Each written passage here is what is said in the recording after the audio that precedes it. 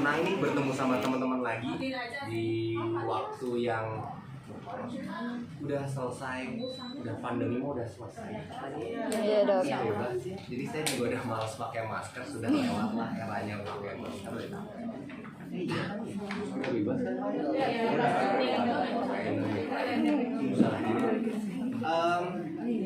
Dan mudah-mudahan pelayanan KIA kita udah bisa lebih maju lagi. Tangerang nih harusnya bisa lebih leading lagi nih. Angka kematian ibu kita kemarin juga masih menduduki urutan kedua setelah Kabupaten Serang. Pandeglang sama Lebak katanya sedikit. Dari data Pandeglang sama Lebak katanya sedikit, tapi wallahu a'lam bishawab. Data yang ada Serang paling banyak, kedua Kabupaten Tangerang. Kota Tangerang dan Tangsel sedikit, tapi nanti kita evaluasi lagi. Rumah sakit Cisauk rujukan tadi udah bagus. Murniasi sekarang udah terima BPJS, kemarin sempat nggak terima BPJS berapa lama. Selaras juga, Selaras Cisauk juga kemarin sempat berapa lama nggak terima BPJS juga. Jadi otomatis paling dekat rujukan kemana gitu? Kalau Cisauk Selaras dok. Selaras kan bukan waktu itu sempat putus hubungan juga sama. Sekarang sudah. Sekarang udah kan, Murniasi juga sekarang udah kan. Waktu kedua rumah sakit itu RSU rumah Keris gimana? Iya, kadang ke rumah sakit luar ini dok, Yunani kita dok, jadi rumah sakit Keris, Hermina, situ dok. Dekat itu, berapa Dekat, jam? dok. Setengah jam? Paling setengah Setengah jam ya? jam. Pena 98 itu jauh. Lumayan, tapi dia nggak macet dok, enaknya di situ. Siap. Riz siapa? Riz Daniel juga. Dokter Daniel jalan hanya di Pena dok, paling dokter Aldi.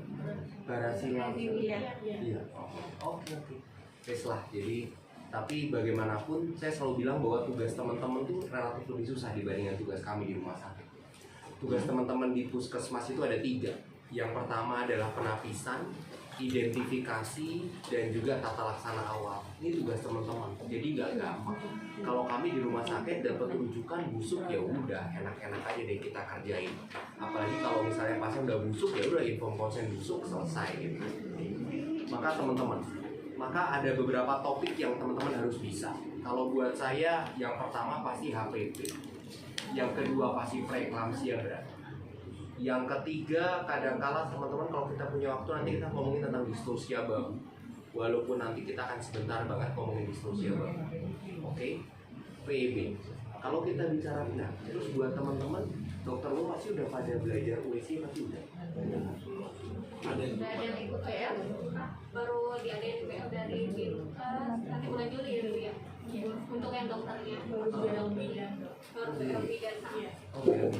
Tapi kemarin sebagian ya dok ya, MU ya. Yang sebelumnya sudah 20 puskesmas.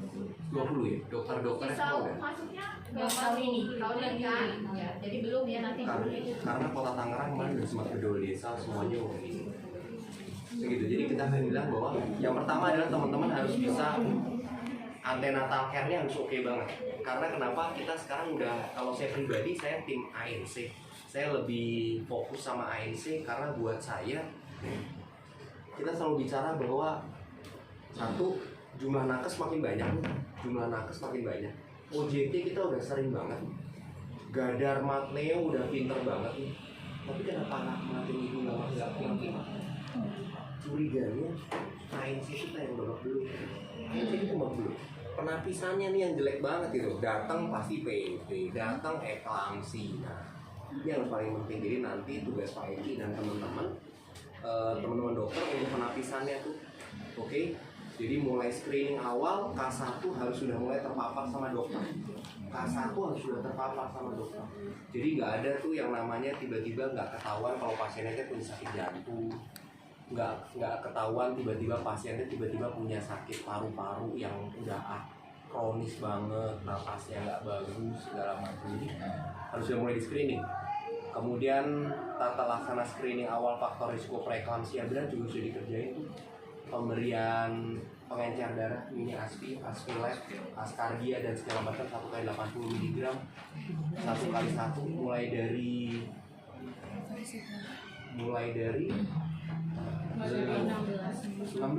Ada ide lain? 12-16 minggu. Dari literatur tertulisnya mulai dari late first trimester. Jadi mulai dari hamil 11-12 minggu.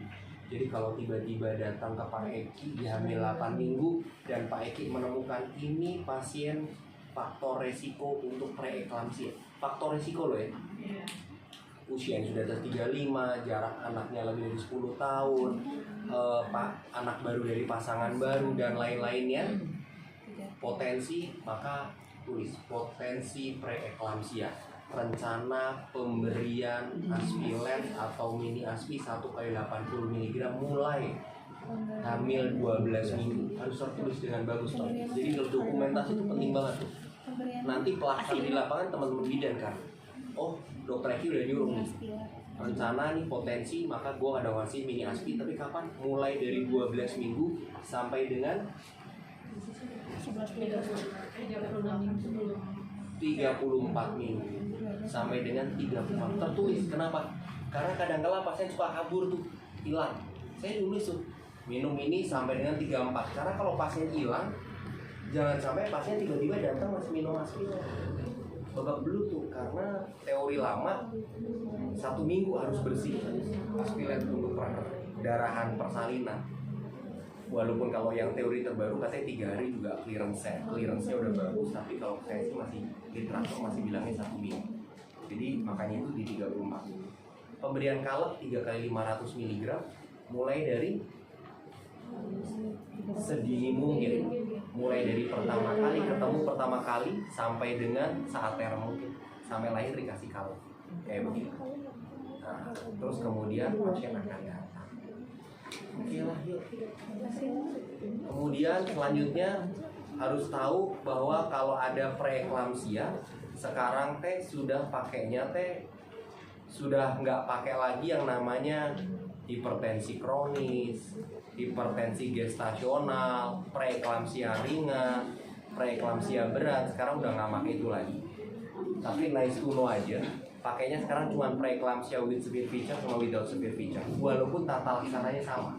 Jadi nggak usah ribut, di otak nggak usah bingung, karena hanya perbedaan nama. Cuman bedanya adalah tata laksananya aja yang beda.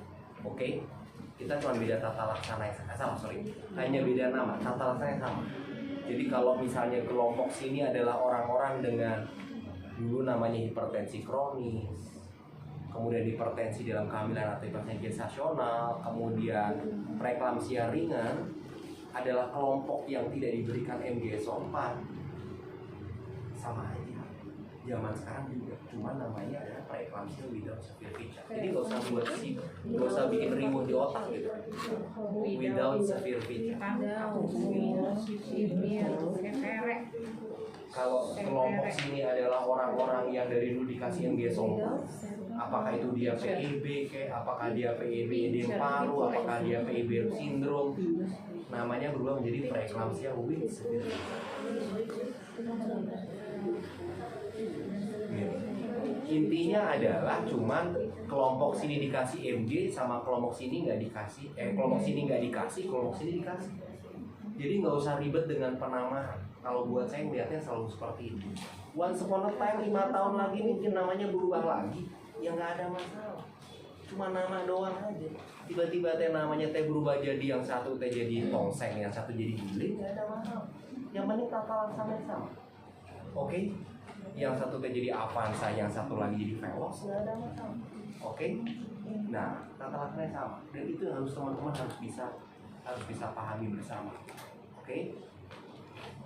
Gimana kalau ketemu pasien dengan kelompok yang tanpa diberikan MGSO4?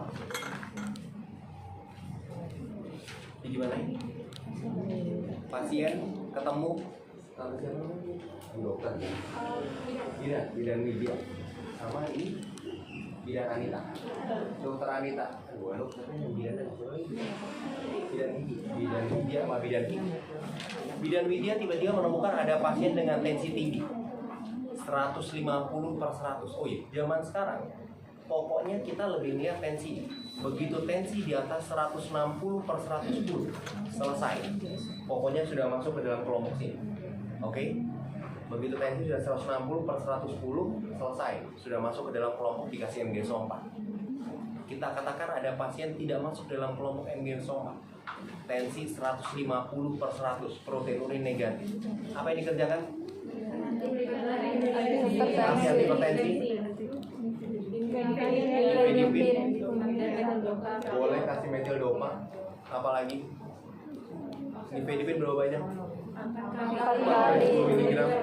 Kasih metil dopa 3 ke 250, boleh, terserah lah, ada apa aja.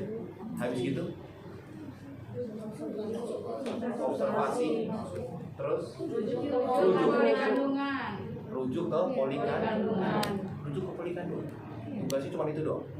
Kasih obat antihipertensi, kemudian rujuk ke polikandungan. Ditangkap di puskesmas sama Mbak Widya.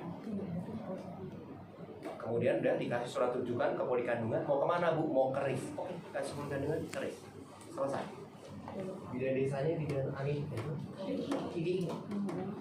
Bidan desanya bidan Kiki. Widya kasih tahu, Ki, ada warga lo tuh tadi tensinya 50 per 100 dengan proteinurin negatif. Gue udah kasih antihipertensi, gue udah kasih rujukan ke RIS. Tolong pantau ya. Maka bidan Kiki yang mantau. Besok bidan Kiki sebagai bidan desa akan datang. Minimal datanglah 1 kali ya ke rumah pasien nih. Harus ada barbuk kalau perlu. Ada buku visumnya kalau sekarang, visum rumah pasiennya. Bu udah ke RIS belum?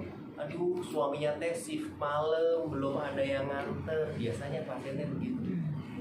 Tapi bidan Kiki udah nyiapin lagi nifedipin lagi. Kasih lagi ke pasien ini nifedipin. Bidan Kiki akan menghubungi kader setempat, kader, Fokia, Sikandi, apapun lah bahasanya yang ada sekarang. Kader, kalau tak kabupaten namanya apa? Kader, Fokia, Srikandi, apapun lah, Posyandu, kader PKK, apapun itu, kasih tahu untuk mereka yang kemudian nanti akan memantau. Tinggal bidan Kiki, tinggal pantau terus. Karena pasien itu harus ke rumah sakit, jangan sampai terjadi perburukan. Dan pasien harus diberikan antihipertensi, walaupun dikasih surat rujukannya. Oke, kalau ada hambatan, laporkan. Oke, nah sekarang tinggal begitu ada pasien dengan tekanan darah. Oke, ayo atulah, siapa atulah? Ada yang mau volunteer gitu jadi tuan rumah Cisau? Sini dok. Cisau sini. Ayo, Dinas berdua kan ya, kalau jaga malam berdua ya? Berdua dok. Berdua. Ayo Neng, sini Neng, Bu Gida sama Mana satu lagi. kalungnya? Iya. Bertiga jadinya. Berdua. Ya, dua berarti malam ini yang bikin siapa? Sama? Ah, coba.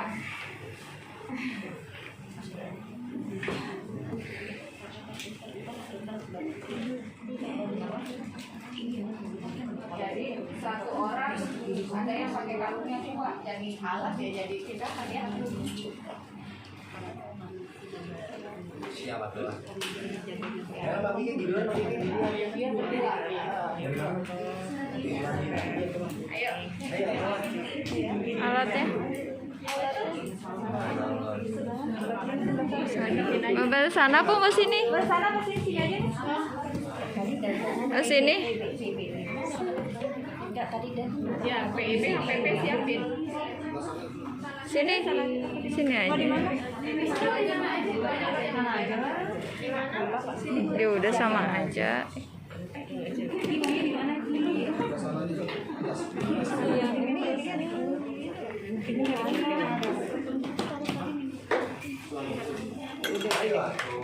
Aduh, aku mau bikin pasiennya siapa? Jaga berdua kan? Iya.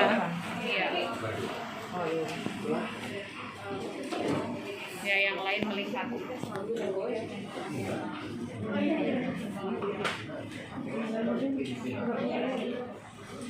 Ntar ada soalnya dari dokter di Pasiennya list. datang, ya mulas-mulas si Guna teh. Terus gua ANC-nya nggak kedengeran. ANC-nya. Ini mual juga, pasang oksigen, Tensi, tensi.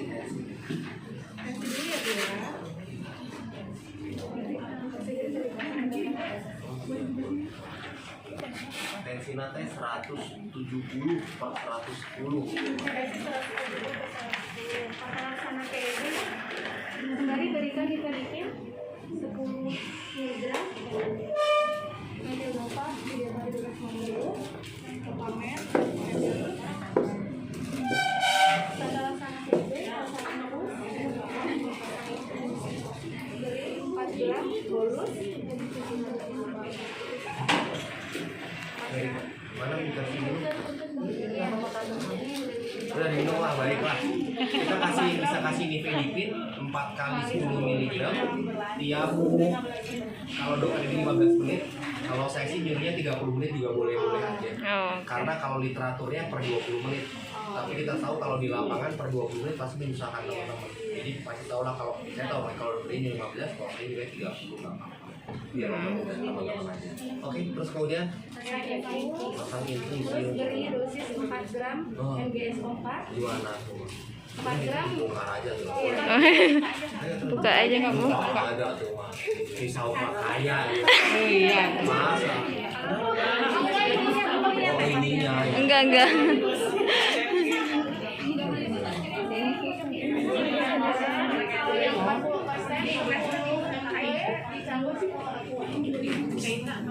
Oh, kok ada kata-kata kalau 40? kalau ada yang 20% kan Tidak ada dong di puskesmas. Di puskesmas hanya 40. Tidak ada. Gimana? di tempat lain tadi sampahnya dapat ada Iya. Enggak, harusnya di tempat lain juga enggak ada itu. pernah ada Ini jauh-jauh sih mah ada. Kita sudah bilang tidak boleh ada lagi. Zaman itu ada yang 40, ada yang 20%. Zaman saya sekolah itu saya bonusnya pakai yang 20%. Tapi ternyata penelitian di lapangan ternyata membuat riuh buat teman-teman bidan pelaksana di lapangan. Ada 20 sama 40. dibuka benar tempelin Ya pura-pura boleh lah ya. Jadi akhirnya dibuat keputusan pakainya semua yang 40%. Terus kemudian udah kan, udah pasang infus, terus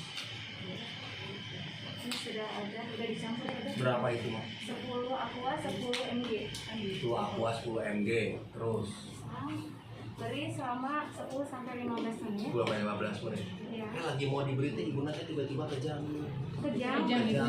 dosis 5 mg kiri 5 mg kanan IM ini udah dikasih apa belum? Belum. ya IM 5 mg kiri 5 ini nggak jadi kasih nggak belum dikasih soalnya pasti 5 mg kiri 5 mg kanan terus 5 mg, 5 mg. 5 gram 5 gram ya kan?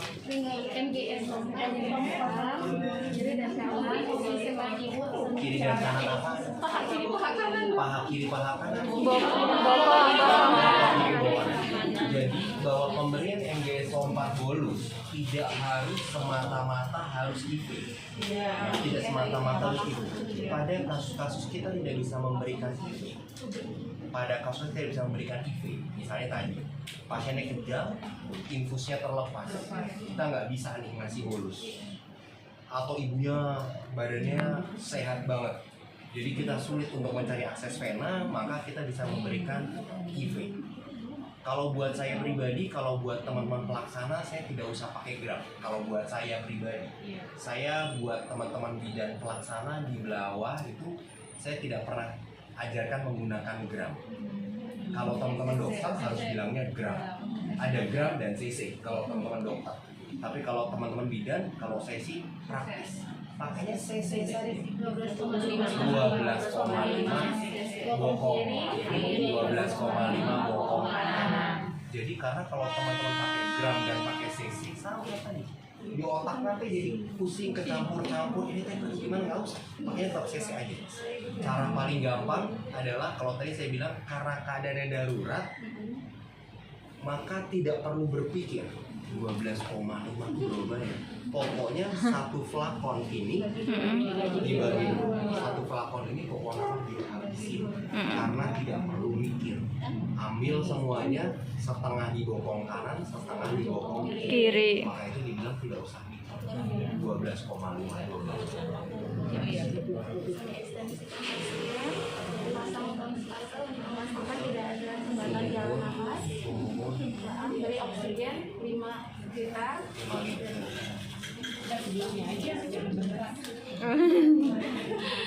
Ini untuk lebih aman sih kalau misalnya kejamnya berlalu bisa diikat ke jalan. Terus infus tetap dikasih dosis rumahan. Berapa dosis rumahannya? 6 gram. 6 gram? 15 cc. Dikasih berapa tetes? 28 tetes. Kita kasih 28 tetes. Terus lanjutkan pasang kateter. Pasang kateter. Dan untuk tim biru siapkan rujukan info konsen ke pasien. Kalau di Kabupaten Tangerang, pemberian rumahan melihat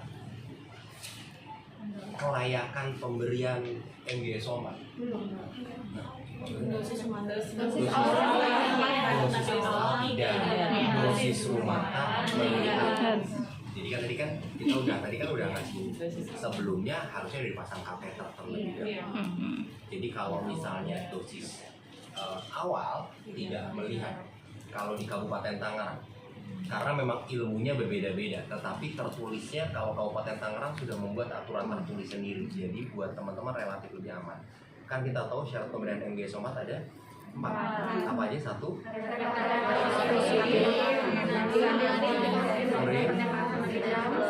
Kembali masa-masa suci berbiram-biram jam. Terus kalsium panas. Nah, kalau pemberian dosis awal di Tangerang tidak. Tapi jangan kaget, maksudnya kalau tiba-tiba teman-teman pindah jadi P3K di daerah yang lain, mungkin daerah yang lain mereka akan melihat, paham ya? Karena teorinya memang ada 2 latar belakang. Yang satu bilang tidak perlu melihat, ada yang satu yang bisa perlu melihat. Kalau Kabupaten Tangerang, dosis awal tidak perlu melihat. Oke? Itu harus kita pahami bersama. Tapi untuk dosis rumahan mengikuti aturan semuanya sama. Dosis rumahan melihat kelayakan pemberian MGS. Oke? Lanjut terus kemudian. Bagaimana cara ngecek protein urin? Protein urin diambil urinnya dicek pakai apa? Ambil protein urinnya gimana caranya? Ambil urinnya maksudnya. Dari mana? Ambil urinnya Pakai pasang kateter. Pasang kateter terus kemudian bisa pasang kemudian ada di cekit dulu, dikeluarkan dulu sedikit, baru di satu periksa, satu lagi nyambungkan. kali masukin pasang pasang digedein terus kemudian digedein, terus sebelum disambungkan ke Sambungan. sambungannya bisa agak ditekuk sedikit dulu terus ini baru diambil. ya. Jadi tidak boleh mengambil dari urin bag, ambil urin bag. Kemudian ambilnya juga bukan dari urin pertama kali. Jadi tangan saya kemudian dikeluarin dulu, baru kemudian ditekuk dulu, baru diambil. Namanya urin midstream. Dan begitu pula kalau teman-teman meminta pasien untuk mengambil pipisnya sendiri. Kadang-kala saya sering dapat hasilnya tuh kontaminasi sebenarnya. Jadi pasien harusnya ketika dia diminta pipis, maka pasien harus kasih tahu, Bu, pipisnya nanti ke kamar mandi, coba sebelumnya cebok dulu yang bersih. Cebok dulu yang bersih. Setelah cebok bersih, kemudian setelah itu cebok bersih, dikeringkan, kemudian baru pipis. Keluarkan pipisnya sedikit, seret, kemudian tahan. Baru selanjutnya ditampung. Jadi keluarkan sedikit dulu ya Bu ya. Tekankan itu. Keluarkan sedikit dulu, kemudian tahan, baru ambil yang ditampung yang baik. Oke? Urin midstream penting banget, karena kalau enggak pasien itu biasanya main tiba-tiba jongkok, main tiba-tiba sur ditampung semua. Nah, takutnya kontaminasi di sini. Oke? Next, terus apa lagi? Setelah dipasang kateter, ibu persiapkan rujukan sambil telepon dokter untuk konsultasi. Sambil persiapkan rujukan, perhatikan kalau si pasien juga pasien kejang lagi, berikan dosis 2 gram atau 10 miligram, 5 miligram ke 5 gram, 5 cc maksudnya. 5 cc, 5 cc. bolus. Bolusnya siap 5 cc. Kejang kan? Kejang Ya. dikasih 5 cc. 1:1 bolus. Kejang kedua Kasih lagi. kasih lagi. Kejang ketiga Kasih Sebab Zepam atau phenytoin dan segala macam. Oke. Nah itu rujuk pasien ke rumah sakit dengan batas yang lebih. Selalu kalau saya jadi konselor jaga di RS Kabupaten Tangerang, saya tidak akan pernah menolak pasien. Tetap langsung inform konsen ke TDN ICU ini. Langsung aja deh, nggak usah babi ibu kacang ini. Karena kemarin saya AMP terjadi prolong karena kelamaan inform konsennya. Maksudnya gimana? Jadi pasien biasa kan, pasien mau dirujuk, pasien mikir-mikir dulu, udah mikir, akhirnya keluarga setuju untuk dirujuk ke RSUD Tangerang. Jari emas ke RSUD Tangerang.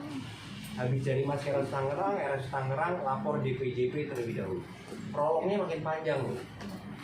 Dari DPJP ACC rujuk, inform konsen ke TDN ICU NICU. Dibales ke puskesmas. Dari puskesmas kemudian baru mau inform konsen. Mau inform konsen suaminya nggak ada. iya. Suaminya nggak ada. Setelah suaminya ada, pokoknya lama banget di situ. Yang saya tanyakan waktu itu adalah apakah RSUD Kabupaten Tangerang baru sekali ini minta inform konsen ke TDN ICU?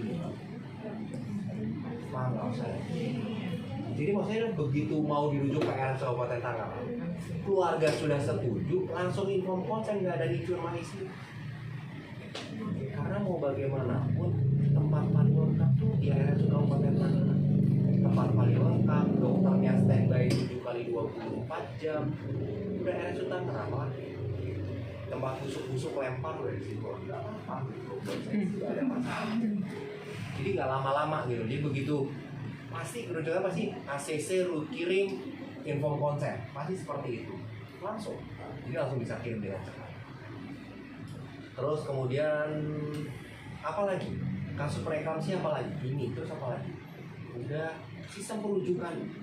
Jangan pernah lupa dalam merujuk. Dalam merujuk selalu persiapkan skenario terburuk dalam merujuk. Apa aja yang harus dibawa dalam ketika merujuk? Resep. Bakso kuda. Ya pasti kan bakso kuda ya. Partus septus karena pasti ada kemungkinan lahiran di Jalan. Apalagi alat prestasi apa aja tuh prestasi? Ambubek. Ambubek segala macam. Oksigen, Google, apalagi? Alat tensi tanda vital, apalagi? Doppler perlu nggak ya? Kalau intubasi perlu, tapi bisa nggak? Susah. Itu ya. Pasiennya sesak ternyata. Begitu dilihat ternyata cairannya masuk dengan cepat. Apa itu? Lapor sama dokter. Dokter siapa? Dokter siapa? Nah, gimana dok? Ini pasiennya terus. Ternyata pasiennya sesak. Nah, beri lasi. Berapa banyak kasih lasi? Boleh kasih lapor ya? Boleh kasih lasi. Ada kan lasi tikus? Ada yang edema. Kalau pasien sudah PEB, sesak napas, mikirnya udah pasti edema. Bidan nggak akan bisa disuruh bedain ini edem paru atau pneumonia, nggak ada yang nggak bisa lah, nggak bisa. Tapi kalau udah PEB, kemudian sesak napas hingga pasiennya duduk nih, hingga pasiennya nggak bisa berbaring, terus mama sampai napasnya teh tersengal-sengal, sudah pasti edema. Pasien tensi tinggi, hamil, sesak napas nggak bisa tidur berbaring, sudah pasti adalah edem. Baru. Edem paru sudah pasti obatnya cuma dikasih furosemid. Masukin langsung 2 ampul, terus rujuk. Bisa dikasih berapa kali? 3 kali, bisa dikasih berkali-kali sampai urinnya keluar banyak banget dengan jeda setengah jam. Setiap nasi bangku 2 2 ampul aja kasih. Itu enak banget. Semakin cepat kita mentata laksana akan lebih bagus banget. Beneran. Jangan lambat. Obatnya cuma ngasih nasi. Operasi juga lebih enak. Karena pasien nanti udah kering. Akan lebih enak karena nanti semakin nanti dia semakin kosong. Lasik. Setengah jam kemudian masukin lagi 2 ampul lagi. Nanti tuh kak, urin bag tuh udah sampai penuh, gembung itu buang. Nanti tuh parameternya sampai kapan? Parameternya sampai pasien bisa tidur berbaring. Parameternya sampai pasien bisa tidur berbaring. Kalau udah bisa tidur berbaring tuh udah enak udah. Paru-parunya udah kosong. Oke. Ada yang pernah dapat edem paru? Cisauk, Surabinta, Pagedangan? Enggak. Ya, dokter. Kan baru sedikit udah langsung dirujuk dong. Kalau ada tentang PB langsung dirujuk. Jadi ya mudah-mudahan sih jangan sampai dong. Tapi pasti kalau hal kayak gitu ada, tapi drilling seperti itu harus coba. Drilling kayak gitu harus coba. Iya, kasus sulit. Karena kalau cuma kasus sulit susah. Oke? Apalagi? Ada lagi tentang ini, tentang preeklamsia berat, rujukannya. Apa lagi? Apa lagi? Apa itu dia, Pak? Baik. Apalagi PEB? Case apa lagi PEB? Ada yang pernah nemu kasus PEB aneh-aneh nggak nih? sampai sekarang sama biasanya amalan itu. Insya Allah sampai saat ini belum pernah sampai tujuan dulu. Nggak seru kalau nggak. Oke, siap lah. Yuk, next gantilah.